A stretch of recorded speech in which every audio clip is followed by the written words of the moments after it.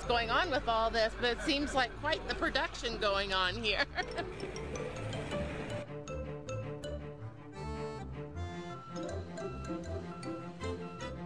This project is particularly important to us just because it's the continuation of a campaign we kicked off last year with HDNA.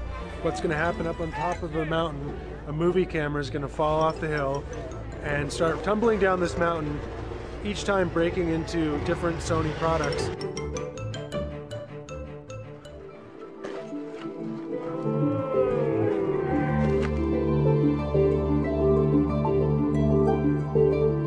Concepted Tumble about 7 months ago. It was actually the first ever script we wrote, so yeah, we got pretty lucky.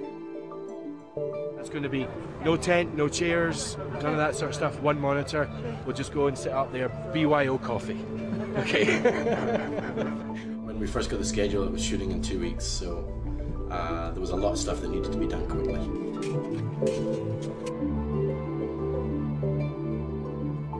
Ice climbing up a mountain and have a 50-foot techno crane hanging off a ledge and a helicopter landing, and it's just the scale of it is big.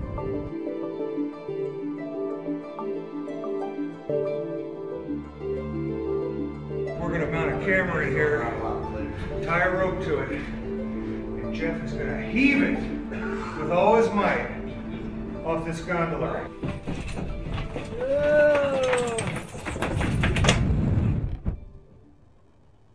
Hi guys, that's really good. It was an HD shoot as well, so that was another thing that was rather interesting to everybody, especially seeing how HD would handle with bright snow and blue sky, and it did really well. Shooting with effects, it can be difficult because you have to use your imagination. You want to see what you're shooting, and sometimes you just can't. And you have to trust that the effects people are going to make it all come to life and make it feel great. It takes a lot of people to, from the outside, to do nothing. I looked behind me and there were 25 people in there and another 25 people outside. I really don't know what they're shooting. Now they're shooting the signs for the explosion, but we didn't hear no explosion. We usually are putting the visual stimulus throughout a shot, where this is something where the visual effects company, the mill, will ultimately be putting in the action. I can't wait to see what the mill's going to do with the CG product. Smashing things is great fun. It's like being a kid. Which direction the gravity goes, how the objects are rigid or flexible, so they bounce more or they bounce less, stuff like this. That we have to solve later.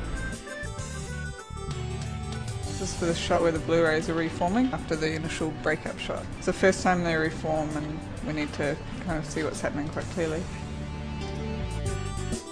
So my thinking is that we do two passes. We do one complete product pass and one shatter pass. We're going to have to put a lot of our man hours into this. A lot of work goes behind it. A lot of managing. We've almost treated this like a film pipeline. We're in the beginning stages, and we're now just really starting the proper production. So it's quite a long way to go now. This is a much bigger production than anything we've done in a long time. Just because of the length of the project, 9 shoot days, and the people that you're with every day for 3 weeks, I think logistically it was probably one of the hardest shoots I've done before.